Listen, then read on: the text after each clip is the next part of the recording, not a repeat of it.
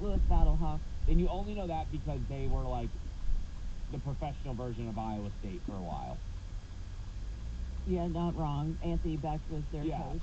And if Anthony Beck wasn't their coach, And you still may Seneca not have. was there. Yeah, and you still may. And if those people were there, you still may not have known it. I know Orlando has an expansion team because that's where Anthony Beck is now. Don't know the name of the team. The Houston Gamblers we talked about earlier. Oh yeah. Those are like maybe the only two that I can. And I wouldn't have known Houston Gamblers if we didn't do that Hunter Deckers ironing earlier in the week. Like no one cares about the UFL.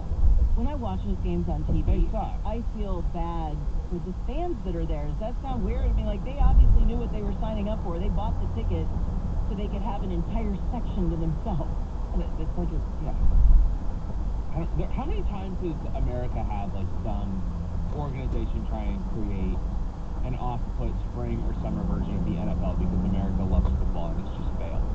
Or full. Several times. Yeah, like, it's not a possible venture. Like, the product just isn't good enough. You can't make people